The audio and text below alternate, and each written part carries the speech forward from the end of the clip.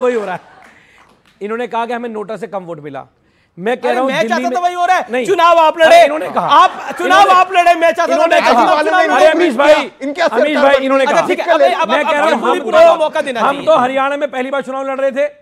JJP जिसका BJP के साथ गठबंधन था, जो उप मुख्यमंत्री थे, उनकी पार्टी से ज्यादा 2 गुना वोट आम आदमी पार्टी लेके आई हरियाणा के अंदर। पहली बात ये।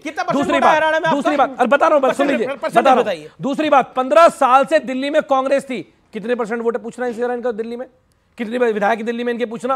15 साल से थे दिल्ली के अंदर ही है। तो ये बात ना। दूसरी बात, आपने बोला ना, मैं पहले बोल रहा हूं, अमित शाह और मोदी जी के गढ़ में गुजरात के अंदर आम आदमी पार्टी चुनाव लड़ती है पहली बार और 15% वोट लेके आती है गुजरात के अंदर। आम आदमी पार्टी, पूछ लीजिए तहसीन भाई लेके आ सकते हैं क्या? आम आदमी पार्टी लेके आती है वहां। ये मेरे पे कटाक्ष करने से कुछ नहीं होगा तहसीन भाई। अपने आपको आत्ममंथन करना चाहिए और ये बात निश्चित रूप से है। आपका वोट परसेंटेज हरियाणा में आपने कहा हम पे वोट नहीं है, हमने नहीं कहा हमने आपका वोट काटा। ये तो आप लोग कह रहे हो क्या आम आदमी पार्टी ने हमारा वोट काट लिया? मतलब आपको जिताने के चुनाव लड़ना छोड़ दें। लोकतंत्र के अंदर सबको चुनाव लड़ने का अधिकार है, तो हर पार्टी को लड़ने का अधिकार है। लेकिन हरियाणा के अंदर बता रहा हूं, इनकी मैं दिल्ली में सीटें पूछता हूं, आपका वोट परसेंटेज क्या था? केरल में बीजेपी का पूछ लेना कितना था, बता देंगे। केरल में बीजेपी का कितना था, पूछ लो कितना है, बताया ना बीजेपी का कितना था। केरल का चुनाव बताया बीजेपी के हरियाणा का चुनाव तो हरियाणा के बारे में पूछूंगा क्यों भाई? नहीं खेल में पूछ लीजिए, बता दें। अच्छा आप बताइए, चुनाव कहां का हुआ अभी? अमीश भाई खड़े होकर बोलिए, कहां का हुआ चुनाव?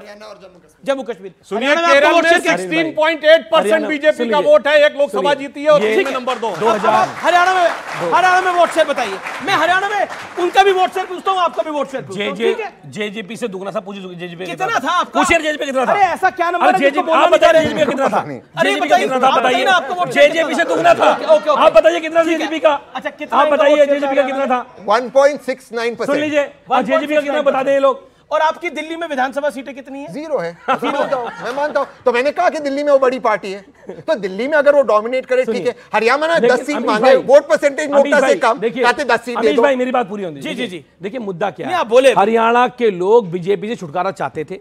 जो अभी हम सुधांशु जी ने कहा, वहां किसान नौजवान सब परेशान थे, लेकिन हम चाहते थे वहां अलायंस हो। और लास्ट तक इन्होंने कहा अपने कैंडिडेट विड्रॉ कर लेते। हम लास्ट तक ये कहते रहे कि इंडिया अलायंस को चुनाव लड़ना चाहिए, इंडिया अलायंस का चुनाव लड़ना चाहिए। और जम्मू कश्मीर इंडिया अलायंस लड़ा तो वहां सरकार कांग्रेस की बनी। हरियाणा में लड़ता तो मैं दावे से कह रहा हूं वहां भी सरकार इंडिया अलायंस की बनती। ओके, वो कहते हैं कि सब अगर एक साथ आ जाते तो आप निपट जाते।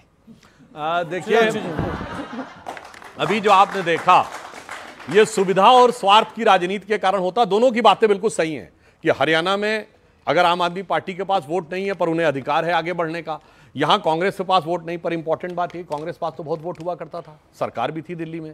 हमारा वोट तो विधानसभा में दिल्ली में 38-39% इंटैक्ट है और लोकसभा में 54-55% मिलता है। ये बताइए, ये आम आदमी पार्टी के पास वोट गया कौन सा है? कांग्रेस का। ये वही वाला वोट गया है जिसके लिए आम आदमी पार्टी हरियाणा में कोशिश कर रही है कि तू मेरे पास आ जा। जो इन्होंने रिलेशनशिप की बात कही थी ना, वो रिलेशनशिप बड़ी मजेदार है। वो एक ही लैला के कई मजनू हैं। और कोई कहता है मैं तेरा आशिक पुराना तो देख। अब देखिए क्या हो गया उत्तर प्रदेश में, और बड़ी समस्या हो गई है। मुलायम सिंह जी ने कहा था अखिलेश से कभी घर मत दिखाना कांग्रेस को, अब उन्होंने घर दिखा दिया है। तो जानते क्या हो गया है उत्तर प्रदेश में? स्थिति क्या है कि वही पुराना वाला वोट बैंक जिसका पुराना आशिक कांग्रेस है और आज का जो है समाजवादी पार्टी है। अब वो पुराना आशिक अगर लौट आए तो पुरानी फिल्मों में होता था ना, जब वो लौट आता था तो बड़ी समस्या हो जाती थी। ये सारा झगड़ा इसी का है। मगर इन्हें गीता का ज्ञान ध्यान रखना चाहिए। जो कल किसी और का था आज तुम्हारा है, कल किसी और का होगा। लड़ाई मत लड़ो तो ज्यादा। अच्छा अमीश भाई, कुलदीप कुमार से 70 अखिलेश इन्होंने कहा, मुझे पूछना है कि 2013 में 28 सीटें इनके पास थी। 2013 में 32, आपके पास 28 थी। 32 थी, हाँ 32 सीटें थी। आज 2024 में हम लोग खड़े हुए हैं, 8 सीटें। कितनी सीटें इनके पास? 8। इनका वोट बैंक कहां गया? इनकी सीटें कहां गई?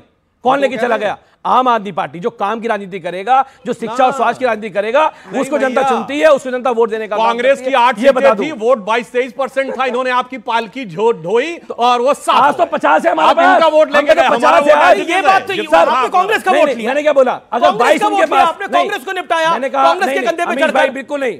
उन पे 22 था, हम पे आज 54 है। वो वैसे एक इनकी तारीफ करनी पड़ेगी। इन्होंने गुजरात में शानदार प्रदर्शन किया, कांग्रेस का वोट हाफ कर दिया। पंजाब में कांग्रेस का स्विच ऑफ कर दिया, दिल्ली में कांग्रेस को साफ कर दिया, फिर ये कहते हैं कि हरियाणा में कांग्रेस माफ कर दे। ऐसा नहीं समझेगा। अच्छा ठीक है, और दिल्ली की अमीश भाई बीजेपी और आम आदमी पार्टी, बीजेपी और आम आदमी एमसीडी से ये तो कांग्रेस के अमीश भाई दिल्ली के एमसीडी में 15 साल से बैठी भाजपा को भी दिल्ली से साफ कर दिया झाड़ू ने अब की बार। ठीक है, बता दूं आप लोगों को। ठीक है, ओके, सत्यप्रकाश मिश्रा, हमारे जीत गए। हो क्या गया, ये हो क्या रहा है? मौसम का जादू है। एक आप लोगों ने सिनेमा से बात को शुरू की थी कि वो कह रहे हैं अब कि हम आपके हैं कौन, उसमें एक लाइन है, ये मौसम का जादू है मितवा, ना अब दिल पे काबू है मितवा।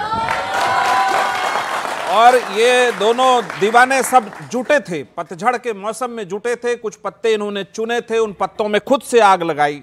पहले तो उनका घर नहीं जुड़ा हुआ था, वो महाभारत जोड़ने निकले थे, लेकिन घर का पता नहीं, घर फूटा फूटा था, तो सब लूटा लूटा हो गया उनके साथ।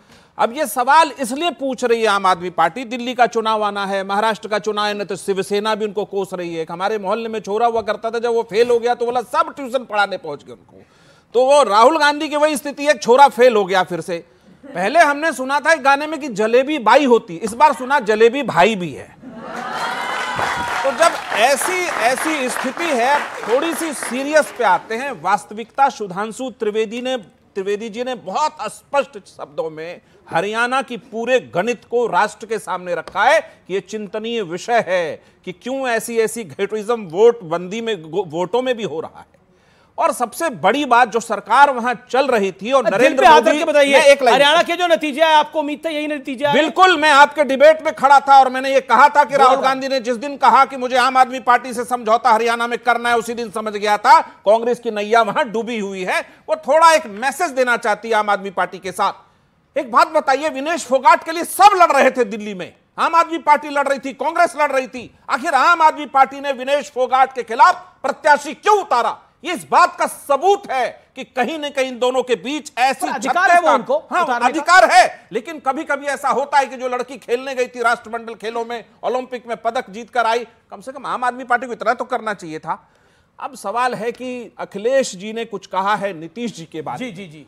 अखिलेश जी, आप में एक चीज बचा है जेपी का, आप किस नीतीश जी को कह रहे हैं वापस जाने, और किनके साथ कह रहे हैं जिन्होंने जेपी की हत्या की, उनके विचारों की हत्या की, संविधान की हत्या की, सबको जेल में डाला, उसके साथ कह रहे हैं? राहुल गांधी से भी चढ़वा लीजिए एक फूल, जेपी पर मान जाएंगे, अंबेडकर पर मान जाएंगे। अखिलेश कटियार जी, एक तो आपका नाम बहुत अच्छा है क्योंकि अखिलेश यादव का भी की पार्टी से आप आते हैं। कटियार साहब, एक सवाल मेरा आपसे ऐसा है कि एक तो आपने जले पे नमक छिड़का, जले पे नमक कैसे छिड़का? कांग्रेस एक दिन पहले हारी थी, अगले दिन आपने 6 लोगों की टिकट मतलब 6 सीट्स अनाउंस कर दी।